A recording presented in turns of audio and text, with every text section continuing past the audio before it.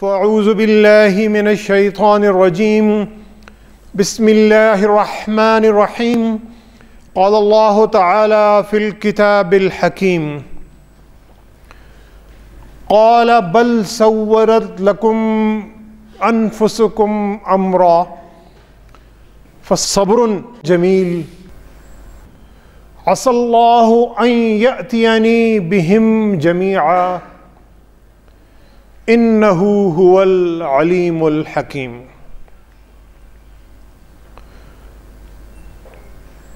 سامعین گرامی، قرآن مجید میں رب العالمین نے جس صورت کو ایک بہترین سبق آموز قصہ کے نام سے ہمیں دیا، احسن القصص رب العالمین نے کہا، وہ قرآن مجید کی ایک بہت ہی خوبصورت صورت سورہ یوسف ہے۔ اور یہ پوری صورت حضرت یوسف علیہ السلام کی جو سوانح عمری اور ان کی جو زندگی کے حالات ہیں ان کے ساتھ منسلک ہے۔ ایک بڑی خوبصورت کہانی ہے اور اس کا اکثر ہم نے پڑھی ہوئی ہے۔ حضرت یعقوب علیہ السلام کے ایک بیوی سے دو بیٹے ہوتے ہیں، ایک بیٹا کا نام حضرت یوسف ہے اور دوسرے بیٹے کا نام روایات میں بنیامین کے نام سے آتا ہے۔ اور جو دوسری اہلیہ ہیں ان سے کچھ اور بیٹے ہیں، کچھ اور اولاد ہے، جنہیں تاریخ اور روایات برادران یوسف کے نام سے یاد کرتی ہے۔ تو خاندانی رقابت میں برادران یوسف، حضرت یوسف علیہ السلام بہت ہی نوجوانی کی جب عمر میں ہوتے ہیں تو انہیں لے کر نکلتے ہیں اور انہیں وہ ایک کنویں میں ڈال دیتے ہیں اور واپس آتے ہیں اور والد کو حضرت یعقوب علیہ السلام کو کہانی سناتے ہیں کہ حضرت یوسف علیہ السلام کو ایک بھیڑیا کھا گیا ہے، اور ایک قمیض پر خون لگا کر لے آتے ہیں۔ اللہ کی قدرت سے حضرت یوسف علیہ السلام نہ صرف بچتے ہیں بلکہ وہاں سے نکلتے ہیں، غلامی میں جاتے ہیں، غلامی سے نکلتے ہیں، جیل میں جاتے ہیں، جیل سے نکلتے ہیں اور پھر وہ وہاں کے وزیر خزانہ اور مصر کے ایک حاکم کی حیثیت سے اور ایک فرما روا اور ایک بادشاہ کی حیثیت سے ان کی حکومت کا ایک دور شروع ہوتا ہے۔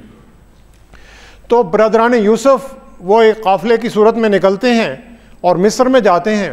اور حضرت یوسف علیہ السلام کے دربار میں وہ خیرات یا غلہ لینے کے لیے وہاں پر جاتے ہیں، اور ان کے تو وہم و گمان میں بھی نہیں ہوتا کہ جو شخص تخت پر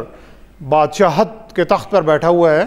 وہی ان کا بھائی ہے کہ جسے انہوں نے ایک کنویں میں ڈال کر چھوڑ کے آ گئے تھے۔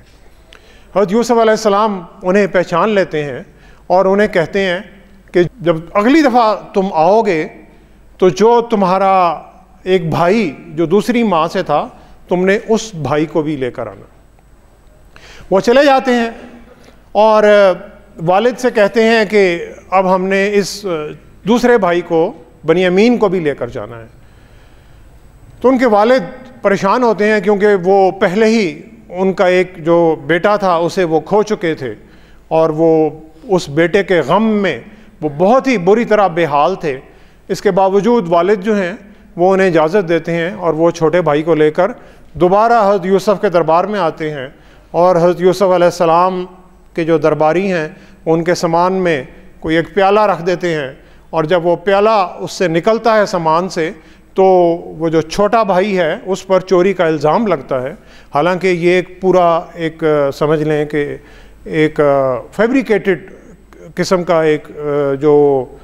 قصہ تھا جو حضرت یوسف علیہ السلام نے کیا۔ اور پھر حضرت یوسف علیہ السلام کے جو دربار کے لوگ ہیں وہ بنیامین کو چوری کے الزام میں روک لیتے ہیں اور گرفتار کر لیتے ہیں، ظاہری طور پر گرفتار کر لیتے ہیں۔ تو ان کے بھائی جو ہیں وہ واپس جاتے ہیں اور بڑے روتے پیٹتے ہیں، اور انہیں شرم بھی آ رہی ہوتی ہے کہ پہلے ایک بھائی کے بارے میں اس کو ہم نے قتل کر دیا یا کنویں میں ڈال دیا، اور اس کے بارے میں بڑا ہم نے جھوٹ بولا، اور ہمارا والد جو ہے وہ بڑے ہی غم میں مبتلا ہے، اور اب اسی کا یوسف علیہ السلام کا جو دوسرا بھائی تھا وہ بھی گرفتار ہو گیا ہے۔ تو وہ والد کے پاس جاتے ہیں اور پھر والد کو کہتے ہیں کہ انا لصادقون، کہ ہم تو بالکل سچ بول رہے ہیں، اور یہ جو ہمارا بھائی تھا ستیلہ بھائی، اس نے چوری کی، اور چوری کے الزام میں بادشاہ کے جو دربار کے کارندے تھے انہوں نے ان کو گرفتار کر لیا۔ تو حضرت یعقوب علیہ السلام انہیں کہتے ہیں قال بل سورت لکم انفسکم امرا، کہ یہ حقیقت نہیں ہے جو تم مجھے بتا رہے ہو، بلکہ تمہارے دل نے تمہارے لیے یہ ایک بات جو ہے گھڑ کر تم مجھے سنا رہے ہو، اور عسى اللہ ان یأتینی بہم جمیعا، قال بل سورت لکم انفسکم امرا، تم مجھے یہ ایک گھڑ کر بات سنا رہے ہو، فصبر جمیل، تو میں صبر کرتا ہوں، اور وہ صبر جو جمیل ہے، جمیل کا مطلب ہم اکثر سمجھتے ہیں، جمیل کا مطلب خوبصورت ہے، میں ایک خوبصورت صبر کرتا ہوں، عسى اللہ ان یأتینی بہم جمیعا، مجھے یقین ہے، مجھے ایمان ہے کہ میرا رب میرے ان دونوں بیٹوں کو میرے پاس ضرور واپس لے آئے گا۔ کیوں؟ انہ هو العلیم الحکیم، کیونکہ میرا رب جو ہے وہ ہر چیز کا علم رکھتا ہے، اور سب سے بڑھ کر حکمت اور دانائی بھی رکھتا ہے۔ سامعین گرامی، آج کے جو خطبے کا موضوع ہے وہ ہے صبر جمیل۔ حضرت یعقوب علیہ السلام کی جو سنت تھی وہ صبر جمیل کی سنت تھی۔ صبر قرآن مجید میں اس کا بار بار ذکر آیا، اور ہم اکثر پڑھتے بھی ہیں۔ صبر کا مطلب ضبط کرنا، برداشت کرنا، سیلف کنٹرول، اس کو نفسیات کی زبان میں کہتے ہیں، اپنے آپ پر کنٹرول کرنا، اپنی جو خواہشات، یعنی جو حیوانی خواہشات انسان کی ہوتی ہیں ان پر کنٹرول کرنا، اور صبر کو استقامت اور اولو العزمی، یعنی بہت بڑا عزم اور استقامت سے کسی بات پر ڈٹے رہنا، اس کے معنی میں بھی لیا جاتا ہے۔ کسی کے کہنے سے انسان صبر نہیں کرتا۔ اکثر ہم اپنے معاشرے میں دیکھتے ہیں کہ کسی شخص کو کوئی غم پہنچا ہے تو اسے ہم کہتے ہیں یار صبر کرو بھیا، آپ صبر کریں۔ صبر انسان کے ایمان کی ایک کیفیت ہے جو کہ اس کے اندر سے، اس کے دل اور دماغ سے اٹھ رہی ہے، اور یہ اس کی اپنی طاقت اور اپنی صلاحیت ہے، اور بندہ مومن کے ایمان کا صبر کے ساتھ بہت گہرا تعلق ہے۔ اور سورہ عصر ہم اکثر تلاوت کرتے ہیں، تو بندہ مومن کے لیے صبر کی جو خصوصیت ہے وہ ہونا، یہ بندہ مومن کا منافع ہے، اس کا پروفٹ ہے، کیونکہ اللہ تعالیٰ نے کہا کہ سب لوگ خسارے میں ہیں سوائے ان لوگوں کے الا الذین آمنوا، جو ایمان لاتے ہیں، وعملوا الصالحات، نیک کام اور اچھے کام کرتے ہیں، وتواصوا بالحق، اور حق پر چلتے بھی ہیں، حق کی تلقین بھی کرتے ہیں، وتواصوا بالصبر، اور چوتھی بات صبر کی تلقین کرتے ہیں۔ یعنی اگر انسان کے پاس، بندہ مومن کے پاس صبر ہے تو وہ منافع میں ہے، اور اگر صبر نہیں ہے تو اس کی جو زندگی ہے وہ خسارے کا سودا ہے۔ اور ہم صبر کو اکثر غم اور پریشانی کے ساتھ جوڑتے ہیں، اور یہ عام زندگی میں ہم دیکھتے ہیں۔ تو غم اور پریشانی کا صبر کے ساتھ ایک بہت گہرا تعلق ہے۔ جمیل کیا ہے؟ جمیل خوبصورتی ہے۔ خوبصورتی کا معیار کیا ہے؟ خوبصورتی جو دیکھنے میں اچھی لگے، آنکھوں کو بھلی لگے، نظروں کو اور دل کو سکون دے، اور سہولت اور آسانی دے، اور دوسرے لوگ اس کی تعریف کریں، یہ خوبصورتی کے معیار۔ ایک طرف صبر ہے، صبر اور غم اور پریشانی آپس میں جڑے ہوئے ہیں، ایک طرف جمیل خوبصورتی ہے۔ خوبصورتی کا تعلق سہولت، آسانی، دل کا سکون، آنکھوں کی ٹھنڈک اس کے ساتھ ہے۔ اب ان دونوں کا آپس میں کیا تعلق ہے؟ بظاہر دیکھا جائے تو غم اور صبر ایک طرف ہے اور خوشی اور خوبصورتی ایک طرف ہے، یعنی یہ دونوں متضاد چیزیں، اپوزٹ چیزیں۔ صبر جمیل، اس کا آپس میں کیا تعلق ہے؟ وہ کون سا صبر ہو سکتا ہے جو خوبصورت بھی ہو؟ وہ کون سا صبر ہے جو غم بھی دے رہا ہے لیکن غم کے ساتھ خوشی اور خوبصورتی بھی دے رہا ہے؟ اب ذرا حضرت یعقوب علیہ السلام کے جو حالات تھے انہیں تصور میں لاتے ہیں۔ حضرت یعقوب علیہ السلام کا ایک بہت ہی پیارا لاڈلا بچہ، جو کہ ان کے بھائیوں نے کہا کہ وہ مر گیا ہے، یعنی اسے بھیڑیا کھا گیا۔ حضرت یعقوب علیہ السلام کو ان کی سٹوری کا یقین نہیں ہے اور وہ بچہ ان کے لیے مسنگ ہے اور کئی سالوں سے وہ لاپتہ ہے۔ یہ درد یہ وہی والد جان سکتا ہے کہ جس کا بچہ، پیارا بیٹا لاپتہ ہو گیا اور کئی سال سے لاپتہ ہے، اس کی کوئی خیر خبر بھی نہیں اور یہ بھی نہیں پتا کہ وہ زندہ ہے یا وہ اس دنیا سے چلا گیا ہے۔ اب دوسرا بچہ جو ہے وہ بھی گرفتار ہو گیا اور کسی دوسرے غیر ملک میں گرفتار ہو گیا۔ تو یہ ایسی ہے جیسے کسی شخص پر غموں کے پہاڑ ٹوٹ گئے۔ تو دیکھا جائے تو یہ تو بدصورتی کی بات ہے، یعنی غم اور دکھ کی انتہا ہے۔ اور یہ ایسے ہی ہے کہ جیسے اگر ہم صبح اٹھتے ہیں اور صبح کوئی چھوٹا سا کوئی گھر میں واقعہ ہو جاتا ہے، کوئی چائے کپڑوں پہ گر جائے یا کوئی چھوٹی سی کوئی واقعہ ہو جائے تو ہم کہتے ہیں یار یہ ہمارا پورا دن جو ہے یہ خراب گزرے گا، ہمارا جو موڈ ہے وہی خراب گزرے گا۔ حضرت یعقوب علیہ السلام کی جو پوری زندگی ہے وہ خراب گزر رہی ہے ان اگر معیار کے ساتھ دیکھیں، لیکن یہی دکھ انہیں خوبصورت لگ رہا ہے اور وہ صبر کر رہے ہیں، اور صبر جو انہیں خوبصورتی دے رہا ہے، وہ کون سا صبر ہے جو خوبصورتی دے رہا ہے؟ وہ صبر یہ ہے کہ میرے پر غموں کے اور دکھوں کے پہاڑ ٹوٹے ہوئے ہیں لیکن میں شکوہ نہیں کر رہا، میں چیخ اور چلا نہیں رہا، میں کسی بندے سے شکوہ نہیں کر رہا، اللہ کے ہاں تو شکوہ ضرور لے کر جا رہا ہوں لیکن کسی انسان سے،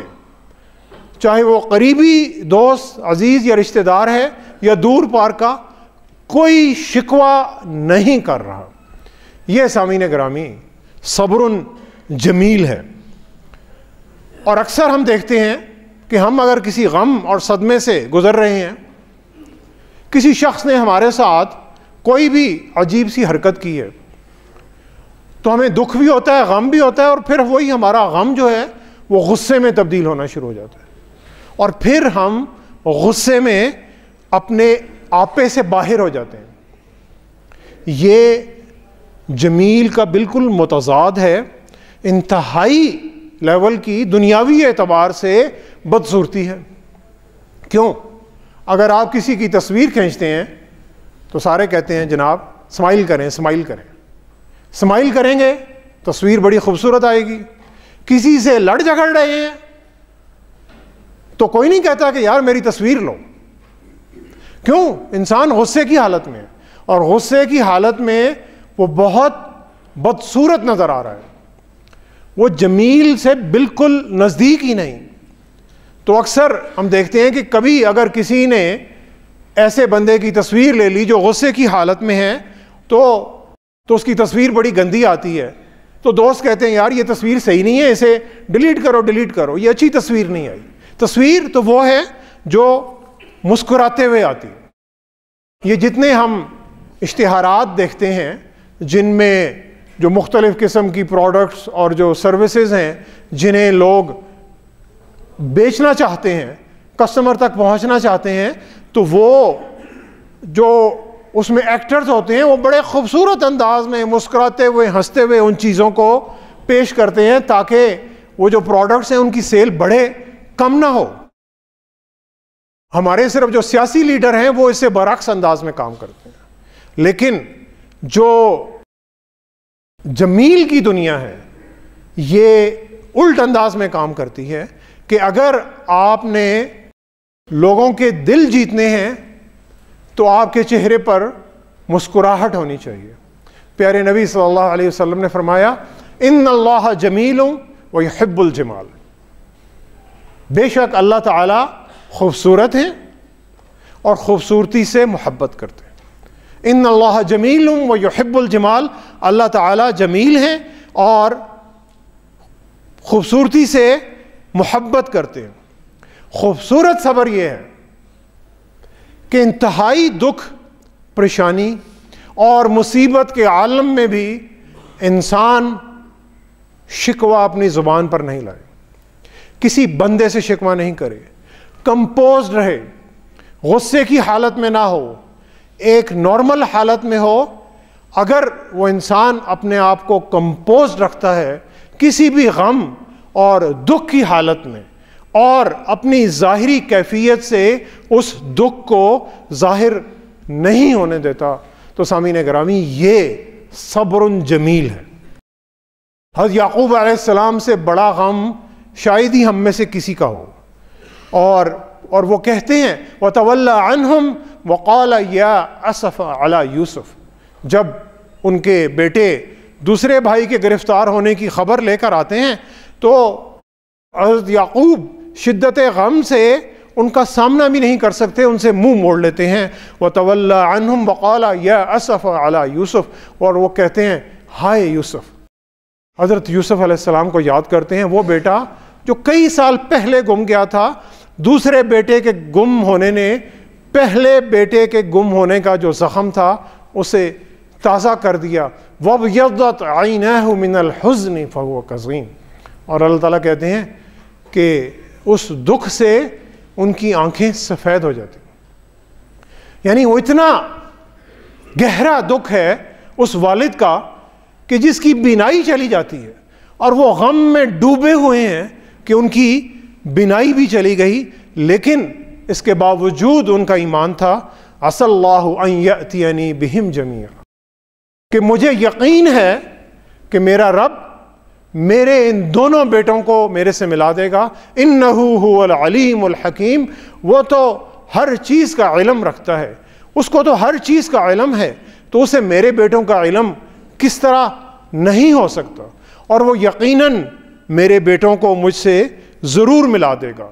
اور حضرت یعقوب علیہ السلام کو یہ بھی ایمان تھا کہ ان کے جو رب ہیں وہ کوئی ایسا کام نہیں کرتے جو بدصورت ہو، وہ خوبصورت کام کرتے ہیں، اور لیکن اللہ کا ایک اپنا وقت مقرر ہے، جس وقت مقرر پر وہ کام کرتے ہیں۔ اور انہیں حضرت یعقوب علیہ السلام کو یہ بھی معلوم تھا کہ ان کی زندگی میں کوئی بھی چیز مستقل نہیں ہے، نہ جوانی مستقل ہے، نہ صحت مستقل ہے، نہ اولاد مستقل ہے، نہ جاہ و جلال مستقل ہے، نہ دولت مستقل ہے۔ ان ساری چیزوں میں تغیر آتا رہتا ہے، اور یہ چیزیں وقت کے ساتھ ساتھ ان کی قدر و قیمت جو ہے کم ہوتی رہتی ہے، لیکن جو اللہ کا دیا وہ حوصلہ ہے وہ بڑھتا چلا جا رہا ہے، صبر جمیل کی طرف جا رہا ہے، وہ خوبصورتی کی طرف جا رہا ہے، وہ بڑھ رہا ہے، ایمان بڑھ رہا ہے، ایمان میں خوبصورتی آ رہی ہے۔ اس لیے خوبصورتی آ رہی ہے کہ یعقوب علیہ السلام اپنے بیٹوں سے بھی شکوہ نہیں کر رہے، اور ان سے ناراضگی کا بھی اظہار نہیں کر رہے، اور ان کا غم جو ہے وہ غصے میں تبدیل نہیں ہو رہا، اور وہ صبر کر رہے ہیں، اور وہ دل میں ان کا یہ ایمان ہے کہ یہ جو میرے بیٹے ہیں یہ تو میرے بچوں کو لوٹائیں گے نہیں، لیکن میرا رب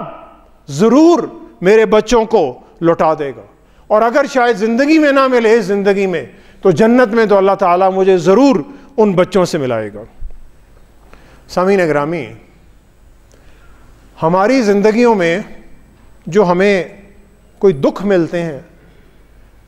وہ اکثر ان لوگوں سے ملتے ہیں جن سے ہمارا قریبی روابط ہوتا ہے، گھروں میں، رشتہ داریوں میں، قرابت داری میں، اور دوست احباب جو ہیں انہی سے ہمیں دکھ ملتا ہے۔ حضرت یعقوب علیہ السلام کا یہ واقعہ صبر جمیل کا ہمیں یہ سبق دے رہا ہے کہ جب بھی مجھے کوئی دکھ ملے گا،